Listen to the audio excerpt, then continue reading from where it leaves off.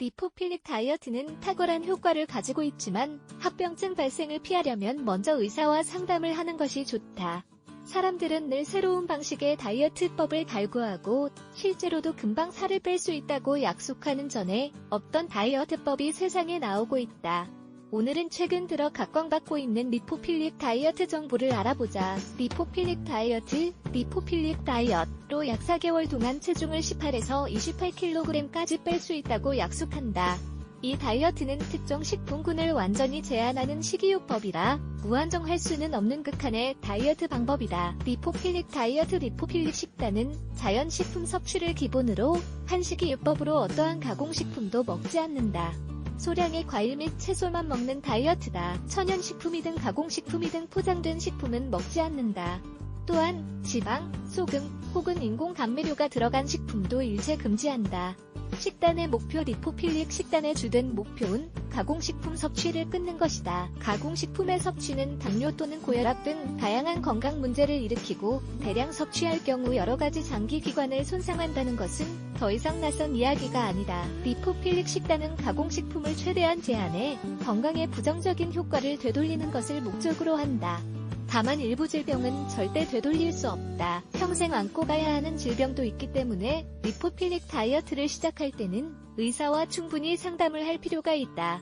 단계별 리포필릭 다이어트 리포필릭 식단은 크게 두 가지로 구성되어 있다. 리포필릭 다이어트 1단계 첫 번째 단계에서는 새로운 라이프 스타일에 적응할 필요가 있다. 리포필릭 식단은 4개월 정도 이루어지고 까다롭고 엄격하게 유지해야 한다. 1단계 기간 동안 새로운 방식으로 음식을 조리하는 데 익숙해져야 하고 정량 섭취하지 않으면 고통스러울 정도로 배가 고프다. 또한 1단계 기간 동안은 식사 시간을 엄격히 준수하고 함부로 바꿔서는 안 된다. 120분 간격으로 식사를 해 신진대사를 높이고 열량을 연소하는 것이 좋다. 리포필릭 다이어트 2단계는 1단계를 통해 달성한 효과를 유지하는 데 집중한다. 리포필릭 식단은 이론상 최대 4개월 정도만 유지해야 하지만 더 오래 식습관을 가지고자 하는 사람도 있다. 그러므로 리포필릭 식단을 시작하기에 앞서 병원을 방문해 상담을 하고 리포필릭 식단이 건강을 개선하는 데 전반적으로 도움이 되는지 결정하기 위한 검진도 받는 것이 좋다. 금지식품 리포필릭 식단을 하기로 했다면 많은 종류의 식품을 피해야 한다. 우선 자연에서 유래되지 않은 식품은 이유를 막론하고 끊어야 한다. 반면 자연식품 중에서도 멀리해야 하는 식품이 있는데 바로 알코올, 설탕, 그리고 식초다. 또한 연어 및 소시지와 같은 단백질 식품도 먹을 수 없다. 게다가 당분이 높은 과일도 끊어야 한다. 대표적인 과일로는 바나나, 멜론, 무화과, 그리고 파인애플을 꼽을 수 있다. 오이, 가지, 콜리플라워, 당근 등의 채소 역시 먹을 수 없다. 쿠키, 빵, 파스타 등도 식탁에 올리면 안 된다. 섭취 식품 앞서 살펴본 대로 리포필릭 다이어트를 할 때는 생각보다 다양한 식품을 제한해야 한다.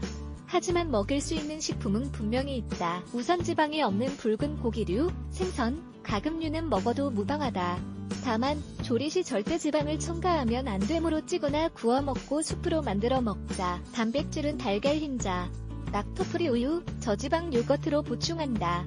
이러한 식품은 심장질환 및 콜레스테롤 과다 위험을 낮춘다.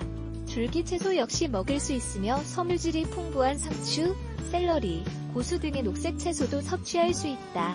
과일의 경우 앞서 언급한 당분 함유량이 많은 과일을 제외하면 무엇이든 먹을 수 있다. 물론 당분이 적은 과일이라고 하더라도 다량 섭취할 경우 혈당이 올라갈 수 있다는 점을 명심하자.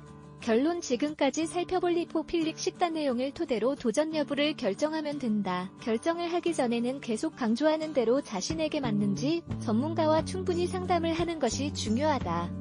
대개 큰 이상이 생기지는 않지만 건강을 해치는 만일의 상황을 대비해 의사와 면담은 필수다.